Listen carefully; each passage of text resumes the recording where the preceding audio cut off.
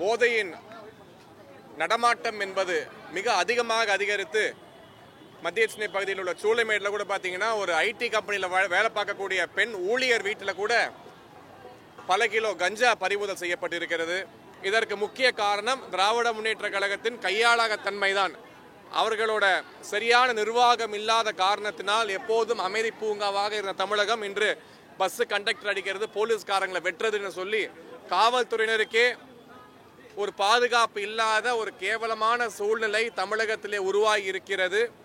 இந்த போதைப் பொருள் விநியோகம் செய்பவர்கள் திமுகவில் பொறுப்பை வாங்கிட்டு அந்த பொறுப்பை பயன்படுத்தி நிறைய பேரை கையில் போட்டுக்கிட்டு முதல்வரோட போட்டோ எடுக்கிறது, இந்த தொகுதி எம்பியை கூட்டிட்டு போயிட்டு அவங்களோட கடை ஓபன் பண்றது என்று சொல்லி பல்வேறு தவறான காரியங்களை ஈடுபட்டு இன்று சென்னை இந்த ஒரு கேவலமான சூழ்நிலைக்கு தமிழகம் முழுவதிலுமே எப்படி இந்த பெயர்களெல்லாம் நீக்கம் செய்யப்பட்டன, குறிப்பாக யாரெல்லாம் பாரதிய ஜனதா கட்சிக்கு ஆதரவாக வாக்களிப்பார்கள் என்று இவர்கள் நினைத்தார்களோ குறிப்பாக அந்த பெயர்களை நீக்கம் செய்து தேர்தலில் ஒரு புது வியூகத்தை பயன்படுத்தி திராவிட முன்னேற்ற கழகம் வெற்றி பெறலாம் என்கின்ற இந்த ஒரு புது சிஸ்டத்தை யூஸ் பண்ணியிருக்காங்க. இங்கே இருக்கக்கூடிய 1300 பூத்தில் உங்களுக்கு போடுறதுக்கே ஆள் கிடையாது அதிமுக கூட்டணியில். ஸோ அவர்களுக்கும் சேர்த்து நாங்கள் தான் இன்னைக்கு பூத் வேலையை பார்க்குற அளவில் தான் இன்னைக்கு இருந்துச்சு. அவரோட புகாருக்கு அவர் தான் கம்ப்ளைண்ட் கொடுக்கணும். இல்லை இந்த மாதிரி புகார்லாம் எங்களுக்கு வரல. இதெல்லாம் இது எப்படின்னா எந்த பட்டன் எழுத்தினாலும் தாமரைக்கு ஓட்டு விழுதுன்னு இந்த எதிர்கட்சிகள்லாம் சொல்லுவாங்கல்ல, இந்திய கூட்டணி சொல்லுவாங்கல்ல. இப்போ கூட பாருங்க, ஜூன் 4க்கு பிறகு திமுகவில் உள்ள பல வேட்பாளர் கதற போறாங்க. நாங்கள் உதயசூரனுக்கு ஓட்டு போட்டெல்லாம் தாமரைக்கு போயிருச்சு, அதனால தான் தாமரை வெற்றி பெற்றுச்சு அப்படிங்கிற குற்றச்சாட்டும் வைக்க போறாங்க. இவங்க வெற்றி பெறும் போதெல்லாம் ஈவி நல்லா இருக்கும். எப்பெல்லாம் தோல்வி அடைகிறார்களோ, உதாரணத்துக்கு இந்த 2024 தேர்தல் தமிழகத்தில் மிகப்பெரிய தோல்வி திமுக சந்திக்க போகிறது. சந்திச்ச உடனே அவங்க வெளியே கூவ போகின்ற விஷயம், எங்க ஓட்டு போட்டால் தாமரைக்கு ஓட்டு விட்டு ஜெயிச்சாங்கன்னு சொல்ல போறாங்க. ஈவி குறை சொல்ல போகிறார்கள். வேற யாருக்கு எந்த பட்டன் எடுத்தாலும் ஓட்டு மாறி விழுது என்பதெல்லாம் கதை கட்டக்கூடிய விஷயம். அது நாம் தமிழரை சார்ந்தவர்களுக்கு கதை சொல்வது புதிதல்ல. ஸோ அண்ணன் எவ்வளியோ தொன்றா வழிங்கிற மாதிரி தலைவர் என்ன மாதிரிலாம் கதை விடுவா, அது மாதிரி அவர்களோட வேட்பாளர்களும் விதவிதமாக கதை சொல்ல ஆரம்பிச்சிட்டாங்க. அந்த அடிப்படை அதிகாரத்தை பிடுங்குவது என்பது ஒத்துக்கொள்ள முடியாத விஷயம். அதெல்லாம் இன்னைக்கு திமுக பண்ணியிருக்காங்க. இது மக்களோட அடிப்படை.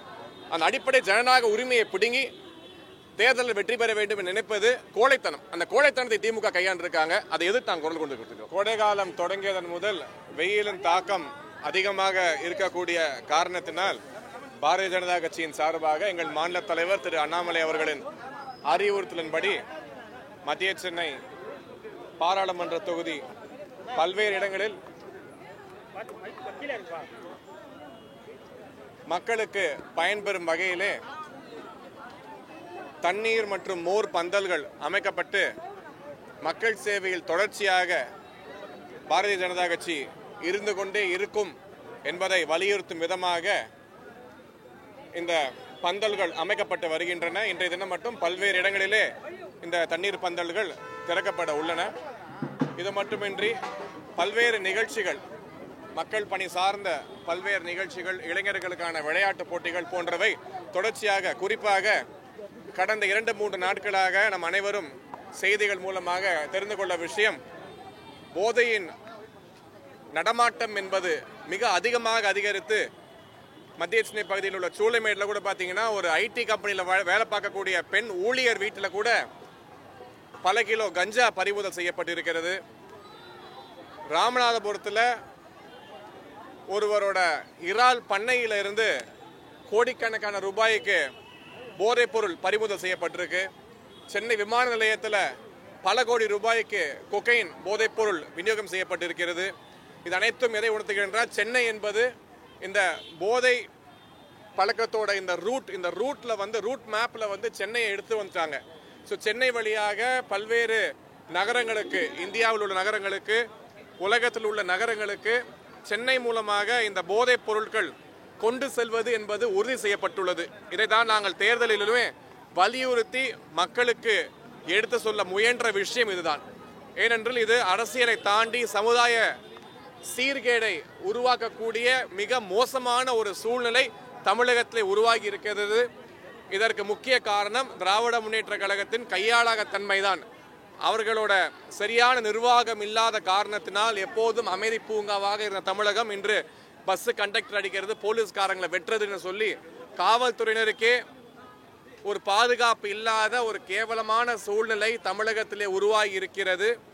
இந்த போதைப் பொருள் விநியோகம் செய்பவர்கள் திமுகவில் பொறுப்பை வாங்கிட்டு அந்த பொறுப்பை பயன்படுத்தி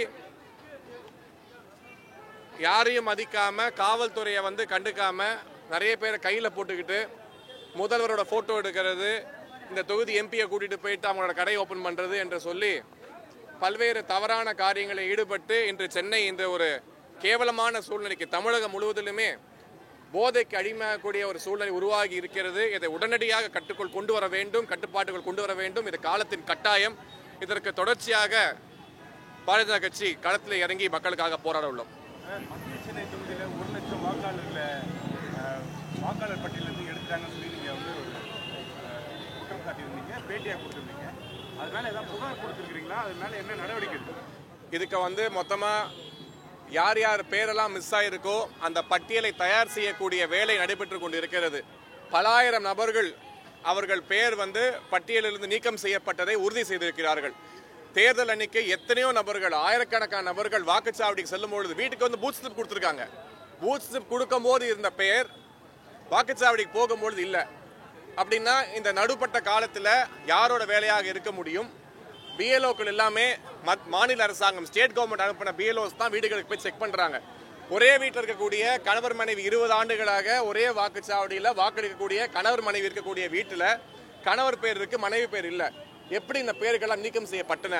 குறிப்பாக யாரெல்லாம் பாரதிய ஜனதா கட்சிக்கு ஆதரவாக வாக்களிப்பார்கள் என்று இவர்கள் நினைத்தார்களோ குறிப்பாக அந்த பெயர்களை நீக்கம் செய்து தேர்தலில் ஒரு புது வியூகத்தை பயன்படுத்தி திராவிட முன்னேற்ற கழகம் வெற்றி பெறலாம் என்கின்ற இந்த ஒரு புது சிஸ்டத்தை வந்து யூஸ் பண்ணியிருக்காங்க. இதற்கான நடவடிக்கை எடுப்பதில் பாஜக தீவிரமாக செயல்பட்டு கொண்டிருக்கிறது. அதிமுக முன்னாள் அமைச்சர் ஆர்.பி. உதயகுமார் ஒரு கருத்து சொல்லியிருக்கிறாரு, ஒரு விமர்சனத்தை சொல்லியிருக்கிறாரு. உங்ககிட்ட போதிய அளவுக்கு பாஜக கிட்ட வாக்குச்சாவடி முகவர்களே இல்லாத காரணத்தினால தான் உங்ககிட்ட அந்த பட்டியலே சரிபார்க்க கூட முடியாத அளவுக்கு தான் பாஜக இருக்குன்றார். மத்திய சென்னையை பொறுத்தவரையில் மற்ற இடங்களை பற்றி எனக்கு தெரியல. மத்திய சென்னையை பொறுத்தவரையில் அண்ணன் ஆர்.பி. உதயகுமார் மதுரையில் இருக்கிறதுனால தெரிஞ்சிருக்க வாய்ப்பு இல்லை. இங்கே இருக்கக்கூடிய 1300 பூத்தில் உங்களுக்கு போடுறதுக்கே ஆள் கிடையாது அதிமுகவில், அதிமுக கூட்டணியில். ஸோ அவர்களுக்கும் சேர்த்து நாங்கள் தான் இன்றைக்கி பூத் வேலையை பார்க்குற அளவில் தான் இன்றைக்கி இருந்துச்சு. ஏன்னா பாஜகவுக்கு கிட்டத்தட்ட அனைத்து பூத்துகளிலுமே ஆட்கள் நியமனம் செய்து வெளியே டேபிள் போட்டு மிக சிறப்பாக களப்பணி ஆற்றிய எங்கள் தொண்டர்கள் காலை 6 மணி முதல் மாலையில் வந்து அந்த பெட்டியை பேக் பண்ணி கொண்டு போயிட்டு லைலா காலேஜ் சேர்க்கிற வரைக்கும் எங்கள் ஆட்கள் கூடவே இருந்து தேர்தலை மிக சிறப்பாக நடத்தி கொடுத்தார்கள். ஆனால் இதை வந்து அதிமுகவால் பர்டிகுலராக சென்னையில் வந்து சொல்ல முடியாது. ஆகவே விஷயம் தெரியாமல், நடப்பு என்னவென்று தெரியாமல் கண்மூடித்தனமாக பேசுவது என்பது திரு ஆர்.பி. உதயகுமாருக்கு கைவந்த கலை. அந்த அடிப்படையில் இதையும் பேசியிருக்கிறாரு. அதை பற்றி நம்ம வந்து சொல்றோம். தமிழருடைய மைக் சின்னத்துக்கு ஓட்டு போட்டா அது உதயசூரில் உள்ள மாதிரி ஒரு குற்றச்சாட்டை நாம் தமிழர் மத்திய சென்னை வேட்பாளர் வச்சிருந்தாரு. இந்த பிரச்சனை நீங்க பார்த்துருந்தீங்களா? இது தொடர்பாக புகார் நீங்க கொடுத்துருக்கீங்களா? அவரோட புகாருக்கு அவர் தான் கம்ப்ளைண்ட் கொடுக்கணும். இந்த மாதிரி புகார் வந்து இல்லை இந்த மாதிரி புகார்லாம் எங்களுக்கு வரல. இதெல்லாம் வந்து இது எப்படின்னா எந்த பட்டன் அழுத்தினாலும் தாமரைக்கு ஓட்டு விழுதுன்னு இந்த எதிர்கட்சிகள்லாம் சொல்லுவாங்கல்ல, இந்திய கூட்டணி சொல்லுவாங்கல்ல. இப்போ கூட பாருங்க, ஜூன் 4க்கு பிறகு திமுகவில் உள்ள பல வேட்பாளர் கதற போறாங்க. நாங்கள் வந்து உதயசூரனுக்கு ஓட்டு போட்டெல்லாம் தாமரைக்கு போயிருச்சு, அதனால தான் தாமரை வெற்றி பெற்றுச்சு அப்படிங்கிற குற்றச்சாட்டும் வைக்க போறாங்க. இவங்க வெற்றி பெறும் போதெல்லாம் இவி நல்லா இருக்கும். எப்பெல்லாம் தோல்வி அடைகிறார்களோ, உதாரணத்துக்கு இந்த 2024 தேர்தல் தமிழகத்தில் மிகப்பெரிய தோல்வியை திமுக சந்திக்க போகிறது. சந்திச்ச உடனே அவங்க வெளியே வந்து கூவ போகின்ற விஷயம், எங்க ஓட்டு போட்டால் தாமரைக்கு ஓட்டு விட்டு ஜெயிச்சாங்கன்னு சொல்ல போறாங்க. ஈவிஎம் குறை சொல்ல போகிறார்கள். அவர்களோட கையாளகத்தன்மையினால் தோத்தாங்க என்பதை ஒத்துக்க மாட்டாங்க. இதெல்லாம் வந்து மக்கள் பார்த்து மக்களுக்கு பிடிச்சி போச்சு. வெற்றி என்பது மக்கள் வந்து பாஜகவின் பக்கம் இருக்கும் காரணத்தினால் வெற்றி பாஜக வரப்போகிறது. வேற யாருக்கு எந்த பட்டன் எடுத்தாலும் ஓட்டு மாறி விடுது என்பதெல்லாம் வந்து கதை கட்டக்கூடிய விஷயம். அது நாம் தமிழரை சார்ந்தவர்களுக்கு கதை சொல்வது புதிதல்ல. ஸோ அண்ணன் எவ்வளியோ தொன்ற வழிங்கிற மாதிரி தலைவர் என்ன மாதிரிலாம் கதை விடுவார், அது மாதிரி அவர்களோட வேட்பாளர்களும் விதவிதமாக கதை சொல்ல ஆரம்பிச்சிட்டாங்க.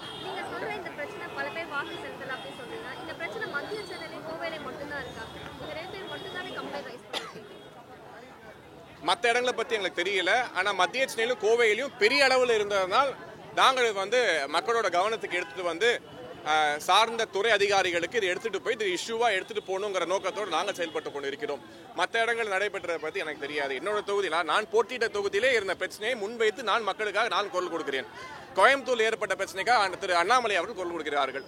ஸோ எங்கெல்லாம் பிரச்சனை இருக்கோ அதெல்லாம் மக்களுக்காக எடுத்து செல்ல. இது வந்து ஜனநாயக கடமை ஆற்றக்கூடிய ஒரு காலகட்டம். மக்களுக்கு இருக்கக்கூடிய அதிகாரம் என்பது அந்த ஓட்டு தான். அந்த அடிப்படை அதிகாரத்தை பிடுங்குவது என்பது ஒத்துக்கொள்ள முடியாத விஷயம். அதெல்லாம் இன்னைக்கு திமுக பண்ணியிருக்காங்க. இது மக்களோட அடிப்படை. அந்த அடிப்படை ஜனநாயக உரிமையை பிடுங்கி தேர்தலில் வெற்றி பெற வேண்டும் என்று நினைப்பது கோழைத்தனம். அந்த கோழைத்தனத்தை திமுக கையாண்டிருக்காங்க. அதை எதிர்த்து நாங்கள் குரல் கொண்டு கொடுத்துருக்கோம். பீப்புள்ஸ் ஆஃப் அண்ணாமலை கோயம்புத்தூர்ல நடத்தின போராட்டம் வந்து இப்போ வலைதளங்கள்ல விமர்சனத்துக்கு உள்ளாயிருக்கு. ஓட்டு போட்டவங்க அந்த இன்டெக்ஸ் ஃபிங்கர்ல மையோட வந்து எங்க ஓட்டு இல்லைன்னு சொல்லி போராடினாங்க அப்படிங்கிற சமூக வலைதளத்தில் இன்னைக்கு பரவலாக பேசப்பட்டு வருது. நான் பார்க்கலைங்க.